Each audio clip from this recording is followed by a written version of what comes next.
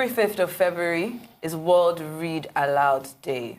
World Read Aloud Day motivates children, teens, and adults to celebrate the power of words. It is a global literacy movement that takes action to show the world that the right to read and write belongs to all people. Very well said, Sheyi. World Read Aloud Day is simply asking everyone to celebrate today by grabbing a book, finding an audience, and reading out aloud. Well, you have a book. Before we bring in our guest to the studio, Rufai, you want to take something from that book? So I've grabbed the book. I've got an audience here in the studio. The book is The Shadow of the Unseen by Lillian Akwankwa, Chapter 8. And it goes, he sighted her from the rear mirror, walking down to meet him in the car. He liked the blue dress and the flat gold baby shoes she wore. That was one thing he liked so much about her. She was always modestly dressed. He unlocked as she tapped at the door. He heaved into the front passenger seat after opening the door. He spread his arm wide and she melted into his warm embrace, placing her head on his chest as she perceived his cologne. Interesting. Before I read I read the entire book, well, let's bring in our guest now. He joins us, I've been told before then, but let me introduce him. Is Umar Farouk Bello, the Northern Region Program Coordinator of Universal Learning Solutions Initiative. But before we get started, like I said, let's take a listen to this comment by Dr. Hamed Boboyi, Executive Secretary of the Universal Basic Education Board. The key issue that has been worrying us is the issue of learning. You can come to school, you can have access, you can build the infrastructure, but if no learning takes place, we are not going to make any progress, isn't it, in this country. I take education, and particularly basic education, as the foundation that can sustain the future of Nigeria. There is that imperative that if Nigeria would want to move forward, if Africa, isn't it, would want to move forward, find its rightful place in the Committee of Nations, it must pay serious attention to basic education. This is a story of a reading revolution.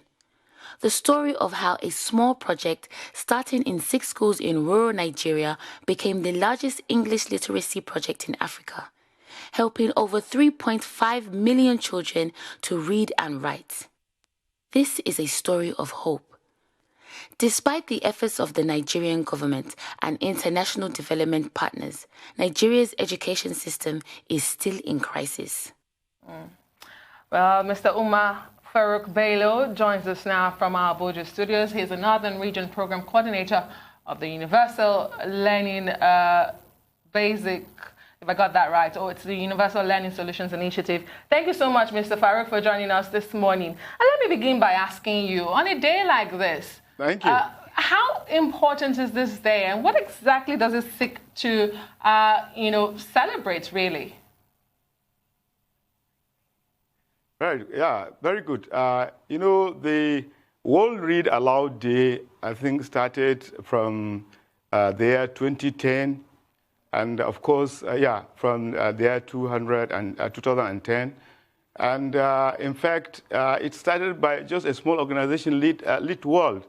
And it escalated to all over the world because of the idea and the concept that really fits into the generality of the world. Because only when you read aloud, people will understand how proficient you are. And of course, when you read aloud, you develop more confidence in what you read.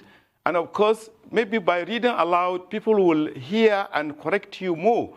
And it's just like a Hausa, proverb that says, "Ba wende san karatun kuluma." Nobody knows the reading of the deaf. If the deaf is reading, he's just flying over papers, he wouldn't know what is being read, and you can never see how you can correct him. But if people read aloud, they develop their proficiency in reading, they develop confidence, and they get corrected from what they have read. And because the beauty of it is that you just have to learn to read before you read to learn.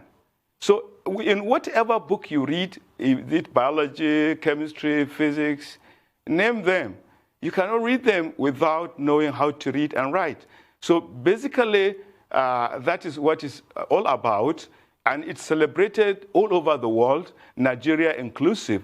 If you go around our states, you see, in all the suburbs or perhaps in some primary schools, especially early grade, level children are celebrating it and are reading, from the decodable readers we have given them. And in its own contribution, the Universal Learning Solutions has really, given donations of, Jolly readers in form of application, because it is understood that children find it difficult, maybe our children nowadays prefer to read on the electronic media more than from the text. So in essence, we try to capture them, even though we have produced the texts, in hard copies, we are also reaching out to them in the media, in the technology. For instance, we have the app, the Jolly Readers app, we have the decodable readers, and in series. And these applications are installed in all, in the Android phones of all our teachers, parents, and it can be downloaded free from the Google Play Store. It is there in the Google Play Store for any parent to download for his children to start to teach him to read. So nobody can really underrate the importance of reading. That's very well said. In fact, the Prophet of Islam, there's a first revelation that came to him, that is read. Okay, read. That's very well said, Umar Farouk. Nobody can undermine that, yeah. Right, that's very well said, Umar Farouk Bello. And I'm really excited. It was a joy for me reading live on the television this morning.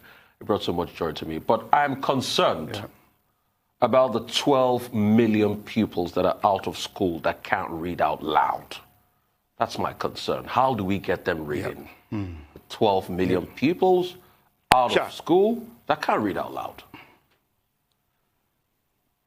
Yeah, and I think I agree with you. And government is not relenting in this. Other development partners are also not relenting in this. There are a series of interventions coming up, from government, from development partners. I will tell you, for instance, in our own case, we have been partnering with the UBEC, particularly UBEC. We have, ever since we started, we have been partnering with UBEC. Then Global Partnership in Education and Nigeria, NIPEP, Nigeria Partnership in Education. Of course, there is now a new program that came up in the name of BESDA, and that says, is it pay for results? All these are interventions intended to reach out to as many children as possible. And currently, as I'm speaking to you now, I think by tomorrow, UBEC has organized a meeting of something that could really take care of that. That is National Open School System. And the meeting is taking place in Kaduna tomorrow. It's starting in Kaduna tomorrow. I believe UBEC will tell you more about this. I believe in that meeting there will be meeting of center managers of the National Open Schools School System, and then of course the curriculum developers. A curriculum will be developed for these kind of children that you can reach them out, even though, in spite of the fact that government is making an effort in form of BESDA, to bring the children back, because there is a reward for bringing children in. If the more number of children you bring to school, you get reward.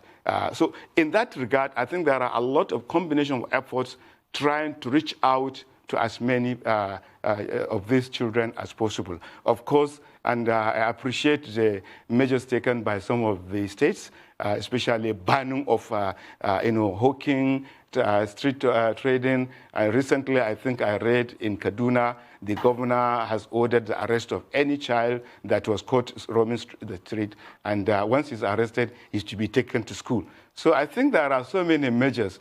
But my cue, the population is enormous, and the challenges are really enormous, ranging from infrastructure to mobilization to even the manpower, the capacity of the management, and so many other things. And all these things have to be addressed and properly addressed too. Okay, thank you, Mr. Bello. For many educators around the world, this event is an opportunity to engage students, especially in improving their vocabulary, listening comprehension, and cognitive development. Now, can we talk about the level of engagement around the nation in public and private sectors? I'm picking up my 5-year-old niece today. If I talk to her, would she tell me that today she read out loud in her school? Yeah, if she really participated in the program, that is the aim. And whoever is in school is now asked to read whatever text is available to him. He should read it aloud. And you can see, in fact, that is why we came out with this Jolly Phonics methodology. And in Jolly Phonics methodology, there are 8 steps, and all these 8 steps carry the child along, because they are full of fun for the children. Children interact with the teacher, and more or less the lesson is child-centered. So children even regret missing the Jolly Phonics lesson in almost our schools. And the content is that we teach the children initially the 42 English letter sounds.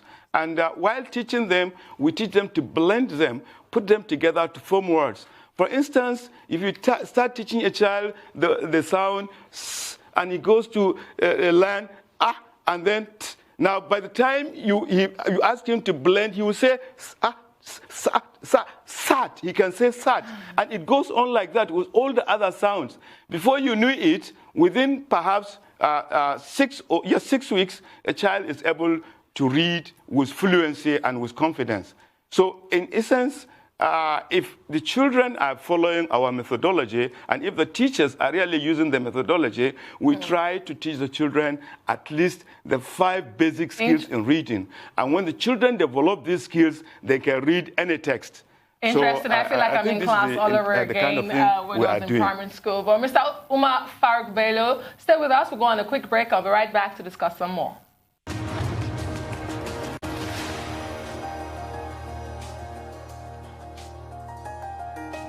Welcome back to the Morning Show here on the Rise News. And we still have Umar Farouk Bello, the Northern Region Program Coordinator of Universal Learning Solutions Initiative. He joins us from our Abuja studios. Thank you so much, Mr. Farouk, for staying with us. Earlier, before the break, you had mentioned how digital revolution has affected reading culture in Nigeria. Once we had a governor in Osun State, Governor Rauf Aregbesola, who revolutionized education. He had the Okpoimo, which is simply the tablet of knowledge. But in the absence of that, because when you look around, not everybody seems to have emulated that. And how many children really can access telephones to read? I'm talking about the accessibility and affordability of the books, because you cannot talk about reading aloud without having the books. How are we faring in that aspect? And that brings to the question, libraries, public libraries. What's your take? Yeah, surely that is the greatest thing, the greatest deficit, and I think, I don't know which one comes first. Is it the egg or the hen? Is it the writing culture or the reading culture that has first started declining before the other? So, but what is important is that really there is really a serious challenge in our ability to even write enough. And of course, even when you write, how many people read? And so the issue is that, in fact, maybe in our own case, I think for these decodable readers I was telling you about that are on our Google Store, we have given as free donation and Google Store. We have not only it's not only restricted to that. We also donated thousands of copies of this series, about 80,000 per each state. So all the states of the federation, we intervene. We train teachers. We make sure that by a certain level, when the children are able to join the words, the sounds to form words, then we give them the books, and then they use them. I'm only telling you about the use of the application, maybe to capture those children and those parents that maybe, to go with the tide, sort of, to follow them, where they are, to provide it. But actually, it is really sad that, we have lost our reading culture. We have also, of course, even we have lost our writing culture. Okay. And perhaps it has to do with maybe some certain undercurrents. All right. I mean, when you talked about losing our writing culture, I remember great writers like Sir Peter Quincy's of this world. That's one of the wonderful writers that we'll normally read, and some other great books like Malang Isa's Passport and the like. But let's go straight to it. I'll ask two questions. Have we not always passed our deadline? As at 2010, I remember we had a Vision 2010, to have a sizable level of literacy in the country. But that's not the case in Nigeria as we speak. And also, part of the children that are reading, it's good you're distributing books all around. I want the education, and I want Almajiri children to read out loud. What are we doing as regards to that? Yeah. You see, like I told you, you have several, series of interventions, in coming in, like even the national open schooling system that is going to kick off very soon, and a meeting. I think delegates have even started arriving in Kaduna today. I think there's going to be that meeting there, and it's being organized by UBEC. That will be a way of maybe reaching out to those children. And there's, of course, another thing of, the need for legislation in the states. Of course, even if there is legislation, it needs to be enforced to make sure that, yes, the Almajiri, the Almajiri have a way of being reached out. You either take them to school, and perhaps some of them are Almajiris because of poverty. Some are Almajiris because of some kind of cultural, negative cultural belief that some parents, even if they are rich, they would prefer to take their children to go somewhere to become celebrated scholars, because that's the interpretation. That's the exact interpretation of Almajiri. Almajiri means a celebrated scholar. If you in Arabic, it means a celebrated scholar, not a beggar. Almajiri is not a beggar in the real context of the word. So Almajiri is a celebrated scholar, and that's how the word came up. But actually, in our own case, I think, in the Nigerian case, it's just unfortunate, but I believe there are so many interventions reaching out to them in form of a program called IQE, Integrated Quranic Education, and they are being reached out to, and a lot of programs, and I tell you, maybe in due course, and the statistics you are giving, maybe the decline and the Vision 2010, and of course, even all other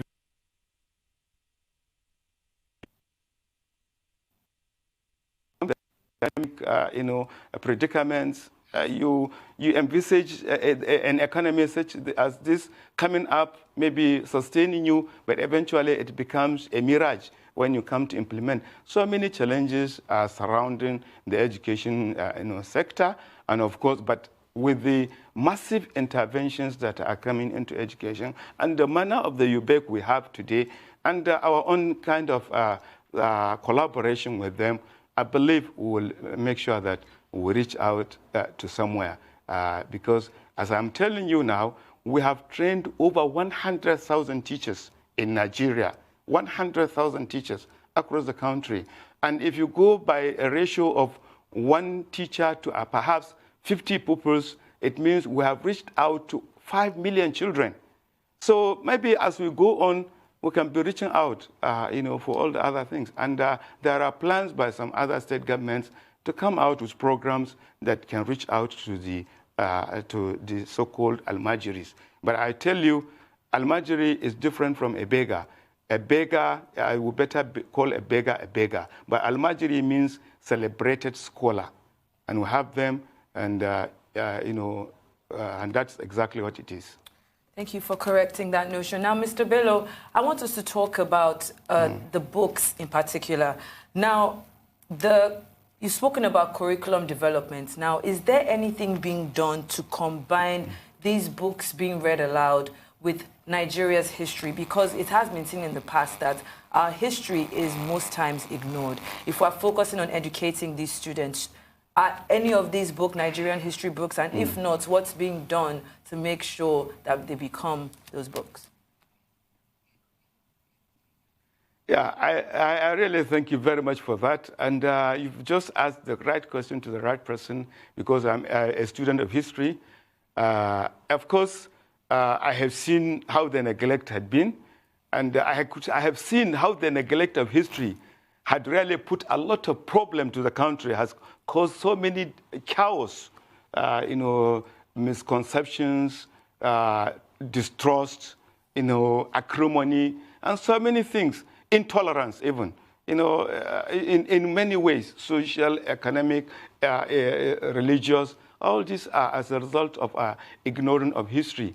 And because of, at one time, we were so ambitious that we wanted to get to the moon, we wanted to be industrialized, we want to get technology, we want to go to science, we want to get this, at the same time ignoring history.